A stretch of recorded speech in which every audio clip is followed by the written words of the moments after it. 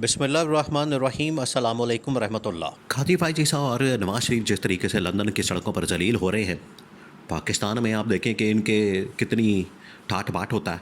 पाकिस्तान में तो इनका कितना यहाँ पर सिक्योरिटी का सिस्टम होता है, आगे पीछे गाड़ियाँ प्रोटोकॉल होता है। यहाँ पर तो कोई उनके पास जा नहीं सकता, उनके पास जाने की कोई जरूरत और हिम्मत नहीं कर सकता। लेकिन जब अपने मुल्क से निकलते हैं और भागते तो आखिरकार इनका ठिकाना जो है, देखें ये नवाज शरीफ ने ही इसका ठिकाना जो है वो लंदन के अंदर बना के रखा हुआ था। कातिब फाइजिसा के साथ ये डील का हिस्सा था कि या तो तुझे एक्सटेंशन मिलेगी, या फिर अगर एक्सटेंशन ना मिली तो लंदन के अंदर तुझे मैनेज करके तेरा घर बार फ्लैट फ्लूट जो भी होगा, कारोबार, आगे की ज़िंदगी को सारा कुछ वो हम मैनेज करके देंगे। तो नवाज शरीफ ने डील के मुताबिक उसको बुला तो लिया, लेकिन उसको नहीं पता था कि इस डील के बाद मुझे किस किस्म की ज़िल्लत और रसवाई का सामना करना पड़ेगा। काजी फाइजिसा ने कभी ये सोचा भी नहीं होगा। तो ये काजी फाइजिसा के आज ये गले पड़ गया है। आज काजी फाइजिसा को ज़िल्लत और रसवाई का सामना करना पड़ा है। काजी फाइजिसा और साथ में उसकी अहलिया जो है बार बार पाकिस्तानी कौम से, पाकिस्तानी पब्लिक से, ओवरसीज़ पाकिस्तानियों से अपील कर रहे हैं कि हमें माफ़ कर दें, हमें बख्श दें। मेरे जो बंदे ने जो काम किए हैं, ना करदा गुनाहों की सज़ा मुझे ना दें और हमें बख्श दें, क्योंकि वहाँ पर पाकिस्तानी पब्लिक तो नहीं छोड़ रही। अभी एक ताज़ा वीडियो निकली है कातिब फाइजिसा की, जिसमें एक बंदा वहाँ पर बना रहा है वीडियो और उसको गालियाँ दे रहा है, माँ बहन की गालियाँ दे रहा है, नंगी गालियाँ दे रहा है। इस किस्म की गालियाँ तो खैर गालियाँ तो अब सुननी पड़ेंगी वहाँ पर। इससे बेहतर तरीका यही है कि आप उनके सामने एहतजाज करें, प्रोटेस्ट करें, गालियाँ मत दें, लेकिन उनके सामने लान तान करें, उसके ऊपर लानत भेजें और उसको बताएं कि तुम्हारे इन फैसलों की वजह से। देखिए कातिब फाइजिसा जिस वक्त जा रहा था, ब्लास्ट उसका डे था जब रेफरेंस और एक फुल कोर्ट रेफरेंस मुनक्किद किया जाता है जाने वाले चीफ जस्टिस के लिए। तो यहाँ के रिपोर्टर्स ने बड़े शाइस्ता अंदाज में, बड़े ही पुरसकून और इत्मीनान के साथ, बड़े ही पुरअमन अंदाज से कातिब फाइजिसा से सवालात किए कि आपको कौन से फैसले के ऊपर शर्मिंदगी है। इमरान खान के ख़िलाफ़ फैसलों के ऊपर शर्मिंदगी है, जो बल्ले का निशान छीना था आपको उस फैसले के ऊपर शर्मिंदगी है। लियाकत चट्टा ने जो आपके ऊपर इल्ज़ामात लगाए कि आपने इलेक्शन चोरी किया, क्या उसके ऊपर शर्मिंदगी है।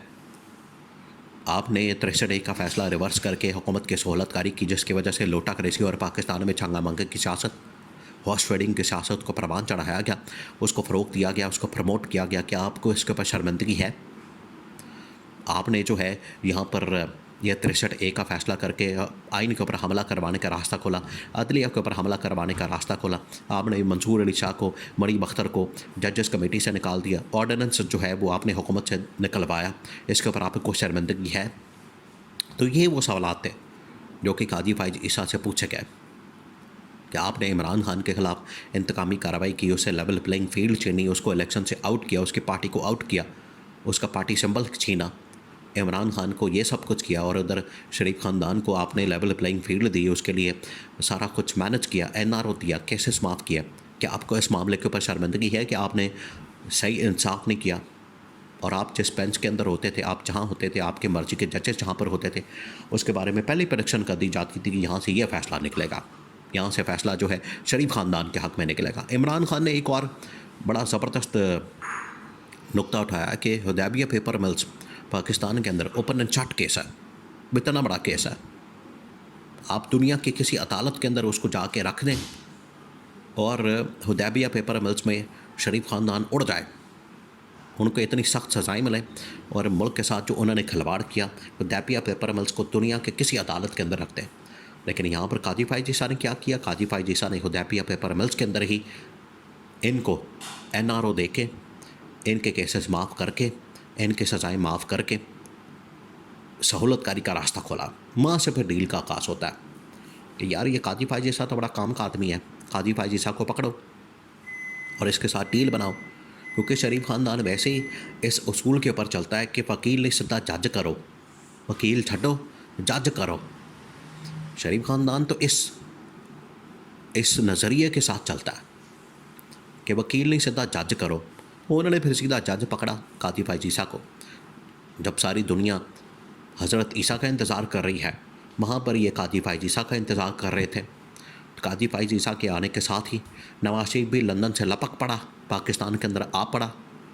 यहाँ पर आके उसने कबूतर उड़ाए, मीनार पाकिस्तान के ऊपर जलसा किया और इधर आ उधर जा, NRO मिल गया और लुडियाँ डाल, जश्न मना, और NRO मिलने के बाद वज़ीर आज़म की तैयारी कर शेरवानियाँ सलवा कर वो वज़ीर आज़म तो नहीं बन सका, क्योंकि कादी फाइज़ ईसा ने तो सिर्फ NRO का वादा किया था, इसकी नाअहली को ख़त्म करने का वादा किया था।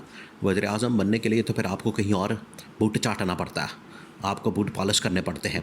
किए तो उसने काफ़ी ज़्यादा, लेकिन आखिरकार वहाँ काबिलियत भी दिखानी पड़ती है। ये नहीं काबिल आप है नहीं, आपके पास कोई काबिलियत है नहीं, आपके पास कोई हुनर है नहीं, बस तबाही और बर्बादी के अंदर तो ये एक्सपर्ट है। PIA की तबाही और बर्बादी जो है पाकिस्तानी कौम के लिए ये सबसे बड़ा आंखें खोल देने के मुतरादिफ है। इससे पाकिस्तानी कौम की आंखें खुल जानी चाहिए कि ये शरीफ ख़ानदान और जरदारी ख़ानदान पिछले 50 साल से एक इदारा है, बाकी इदारे इस तरह के सैकड़ों इदारे हैं, छोड़ें आप उनको। वहाँ पर कैसे इन लोगों ने तबाही और बर्बादी फेरी है, अपने लोगों को भर्ती किया है, वहाँ पर दिहाड़ियाँ लगाई हुई हैं, लुट मारा लगा हुआ है।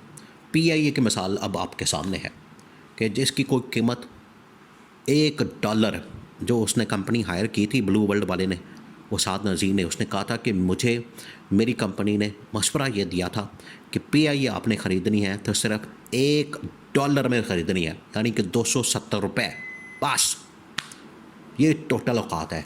इन इदारों के अंदर जब तबाही और बर्बादी फेरते हैं तो ये करते हैं, ये इसका हाल। तो ये मुल्क का हाल क्या किया होगा, आप इससे अंदाज़ा करें।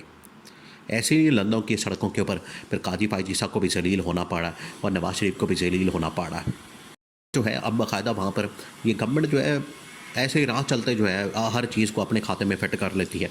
कादी फाइज़ ईसा की हिमायत में अब निकल रहे हैं। कादी फाइज़ ईसा को जिसने वहाँ पर एहतजाज का निशाना बनाया, जिसने वीडियो बनाई है, जिसने हमला किया है, जिसने उसको तंग किया है, उसके ख़िलाफ़ मुकदमात, पर्चे और ये सब कुछ किया जाएगा। अब लंदन पुलिस को अप्रोच करें, पर लंदन पुलिस तो वहाँ पर ये मुजरमीन को या जराइम पेशा को या ये लूटमार करने वालों को पकड़ेगी या उनको एहतजाज करने वालों को पकड़ेगी। वहाँ पर तो एहतजाज का सारी दुनिया को हक़ है, आज़ादी का भी हक़ है, आज़ादी इज़हार राय का भी हक़ है, फ्रीडम ऑफ एक्सप्रेशन है, मीडिया आज़ाद है, लोग आज़ाद हैं, अपनी बात कर सकते हैं, एहतजाज कर सकते हैं। यहाँ की तरह नहीं है, इधर कॉल आती है, उधर कंटेनर और इंटरनेट बंद, मोबाइल बंद, एक दफ़ा 144 बंदे चुको, एनू फड़ो और छापे मारना शुरू कर देते हैं, पकड़ दकड़ शुरू हो जाती है। लोगों की माओ बहनों बेटियों को उठाया जाता है, गंदी वीडियोस बनाई जाती हैं, उनके ऊपर प्रेशर डाला जाता है, चादर और चाहते बार के तकदस पामाल किया जाता है, दुपट्टों से उनको दुपट्टे उतारे जाते हैं। ये हाल जो है यहाँ पर होता है, इंग्लैंड में नहीं होता। वहाँ लंदन की पुलिस जो है इनको पकड़ के जेल में डाल देगी।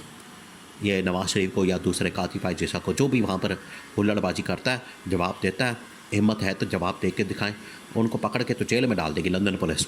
लंदन पुलिस जो है वो आज़ादी के साथ काम करने वाली यहाँ की पंजाब पुलिस की तरह नहीं है।